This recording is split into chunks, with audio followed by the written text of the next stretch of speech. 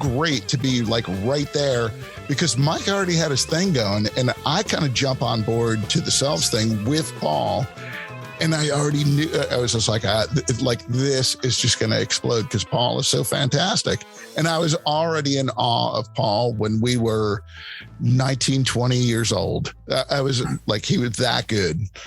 That was my first like original music band that I ever played in. Oh, nice. I wrote some songs myself and with Ray Wilcox, who I'm sure there's been stories about him too. Yep. He's been on this show. Actually, I don't know if we ever completed that show, but he's in the missing episode. He's in the can. He's in the. He's going to be the bootleg version. We used to write songs in his basement together. Yeah. But like joining the band with Mike, I remember we brokered the deal like in Friendly's where I used to work. I was a customer service supervisor there, and Mike had come in, and I was like, hey Mike, like I met him once or twice, and he's like, hey man, you want to come and play with the band, see if we can get it together. I forget who introduced it at first, but like that really came to life over a Clamboat platter. You inked the deal on a Friendly's napkin. And then Paul told his boss to fuck off. I'm going to be a rock star. That's right. I quit my job, and the rest is history. Take these the Clamboat platter. Screw you. Total degenerates back there doing like Friendly's whippets in the walk-in for crying out loud. And the guy who used to run the place, he there was this lady that came in that would always make him. She was like really nasty. And one day he took some flies off of the pest strip in the back, chopped it up, and put it in her omelet. Oh my God. This is going to be a 2-hour show, John. I'm sorry. Treat your server nicely. So remember, treat your server after you nicely. join the band, when does have you guys? What was the first show you played? Like how far off? Like a month, a week? Do you recall? A couple months at least, I think. So did you guys work on new material and kind of stuff re-gels again? Where was your debut with the Selves, Paul? Do you remember? I can't remember if it was the Dive or it could have been like William Patterson, Billy Pat's Pub, or I'm not sure. I don't recall, but we rehearsed. We rehearsed in George Vargo's basement. His parents were cool enough to let us rehearse down there. Even when Kenny got kicked out of the band, there was still no hard feelings. And George was really all about like Madonna and stuff like that. Like he liked that top kind of 40 music. But dance. Wow. Yeah, total top 40 dude. Wow. And but for some reason he liked playing garage music with Mike. I don't know. Nothing wrong with garage rock. Another nice guy, though, right? Like he, totally like, great guy, right? You can't say anything bad about him. He was a good dude. Selves have had a real history of good people in the band, for sure. And they kicked them all out, and it was just these 4 assholes left. Oh wait, who's the guy? Said the manager. Said the manager. And then so living the dream, bro. And then I can't remember when George was out and Steve Ramo was in. Wait, the guy who ended up in Muzzachunka, what was his name? No. John Oreshnik. Oreshnik came first. So when does he? Oreshnik came first.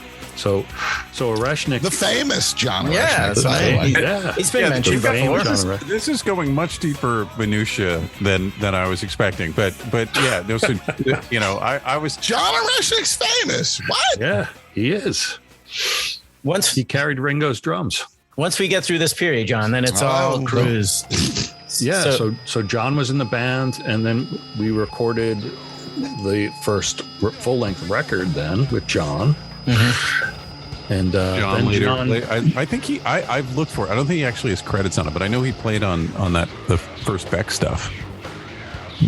Really? Yeah. You mentioned that before. He was part of Bongload Records, so he played like on all the Bongload stuff. So, I didn't know that. Yeah, I didn't know that either. Yeah, he would at least do percussion and stuff like that, or if nothing else, he would carry the gear. So how long is he in the band for? He was in for years. He was in the band for years. He's a ridiculously great drummer. John was a ridiculously good drummer. He would pound the crap out of the drums. Right, he hit him super hard steady all the time. breaking sticks, sweating like a pig. Like he was awesome, and he was another great guy. He was great to hang out with. Yeah. I remember he lived in Edison, and we would rehearse, up in Bergen County, at probably at Mike's parents' house, I guess, in Wyckoff. And he would drive. He had some 5-speed super turbo car that he would drive like 90 miles an hour up the turnpike. He's like, tonight I made it in 20 minutes. Oh my God. Yeah. To a mere mortal, it would take like 45 to an hour. Yeah, easy. Easy. He grew up on the street next to me, and his mom drove a GTO. So he had the GTO for a while too. Yeah. That's nice. So then John decided to move to LA. So we needed to get a drummer. There was a really dark period in there where we played with the drum machine for a couple of gigs. Oh, wow. It was Echo and the Selves men. Yeah.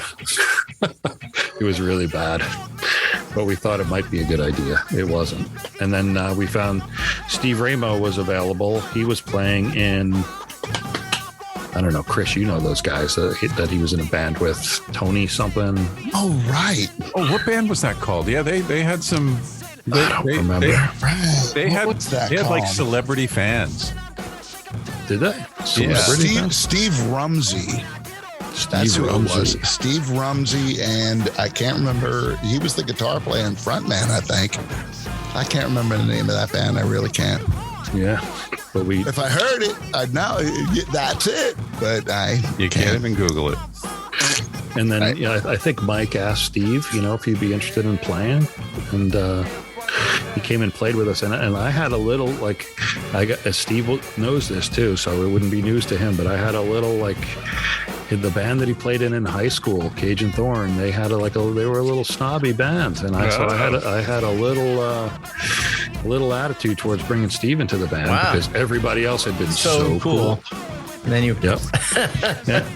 And it turned out Steve is totally cool too. So maybe you made him cool, because probably we groomed him in coolness. Yeah. Got that Cajun Thorn snobbiness out of him.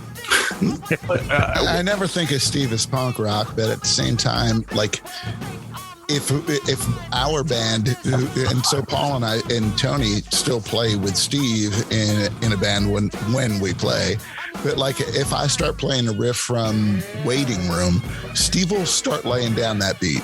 He'll be like, "Oh, I like that one." Yeah, and the rest of the band, except for Tony and Paul and I, it'll go by them, but Steve will get right down on that. He knows Steve would love to be in a punk rock band. You got to make that happen. He would love to be in a punk rock band, but instead he plays in a CSNY cover band. So there you go. Yeah. Anyway, the Clawbacks, there's this band that I'm in. Yeah. It's called the Clawbacks, and this guy Kelly fronts it and stuff like that. And we're awesome. All right. Yeah. We're totally awesome. We just don't rehearse enough. We need a drummer like Steve. That'd be great. But we're awesome. Wait a minute. I'm the drummer. Oh yeah, you could do it. What the hell, man? Have you guys watched any of that stuff? I could get us a gig. So I think you brought up the Billy Joe Armstrong, it's a cover band thing that he did, the cover ups. Did you bring that up at one point? It's he's in a band called the Cover Ups, and if you Google him or YouTube him, it's he's playing classic punk rock songs with some whatever, a band I'm sure he's with played Steve with. Ramo. It could be Steve. It's the Pedestrians with Billy Joe Armstrong your lead guy. You mean that's what it is. You mean the Clawbacks? Yeah, the Clawbacks. They're just going out and doing Morty's just booking gigs. Yeah, left and right. Making that happen. I do remember the people. John telling me Green Day stories, Mazachunko would play shows with them, and when they were 14, 15, and really? Parents would be there, to drive them and pick them up, and it was when they first that first Warner record blew up. He's like, yeah, no, those kids have been around. Like, we've been playing shows with them for years. John would buy him beer. You have to give them credit for that too. And I totally didn't at first. Like, for the longest time, I was just like, Green Day, come on, and then they were in the van. There's no doubt about it. Absolutely. Yeah. So let's get back on track with our guest here. We've now have the Selves as we know them. The history. So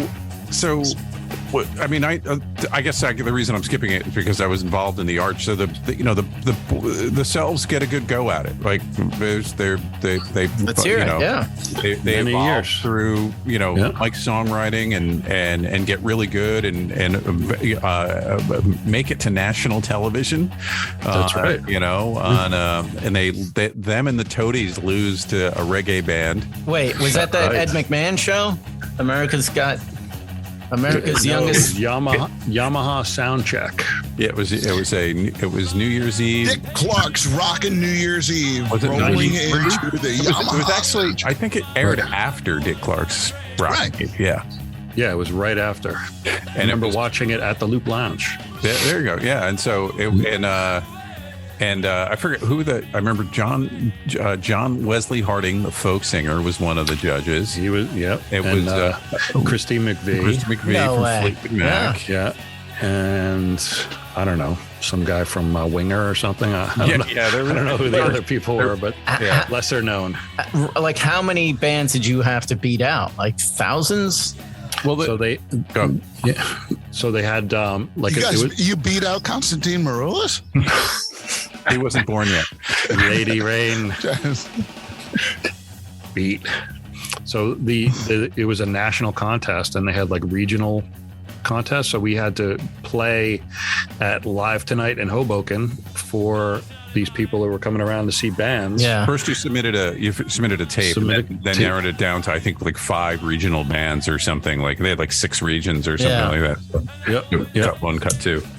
So we made the regional cut, and then Casey Nicoli, who was Perry Farrell's girlfriend, wife. I'm not sure, but she was filming all the bands. So she would fly around. She filmed all the bands, followed us around, interviewed us a little bit, and that was part of the show. And then the final national United States contest, because this was a world contest, but the United States one was in LA, and it was us, the Toadies, Tribulations was the reggae band from Ithaca. Yeah. From Ithaca, and John Wesley Harding, who was the host, when they were announced the winners, he turned to us and he said, "Reggae? I hate reggae." Oh my God. Was there a 4th band? It was just the 3. There was a 4th band too, but I can't remember what band that was. Yeah, like it's weird that no memory whatsoever. That was Green Day. Each band played 2 songs, and one song aired on New Year's Eve or New Year's Day, I guess. So was this right? It was 93, 94? Pink Letters. Yeah. Pink Letters. Yeah.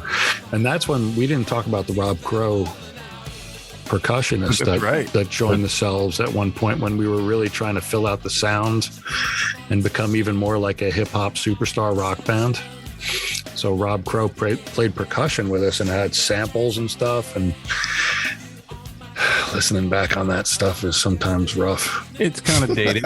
It was of the moment for sure. It was, yeah. But he was part of the lineup that was on this TV show. Yeah, he was on the TV show. You've never seen it, Tony? No, I've heard about it, but I don't recall. You guys played often enough that like any of that is forgiven, because on a good night when it was all happening, it was really fantastic. Just ripped it up, and it could easily happen on any given night at the Court Tavern or anywhere in Hoboken or any of that kind of stuff. And you guys played often enough, and it was a great live act. You guys were always entertaining. Yeah, it was always fun. But then the Yamaha thing, the reggae band won, and they got to go to Japan for the world competition, which would have been awesome. Yeah, that would have been awesome. Would have been awesome. I have Tony. Something I brought a video camera with me. I must have like 4 hours of footage of us just telling dick jokes at a van. Oh, great! It's so You could have a whole YouTube channel now. That's right, because we had our own driver, right? That would take us around wherever we wanted to go. Mm-hmm. And they gave us free guitars. They let us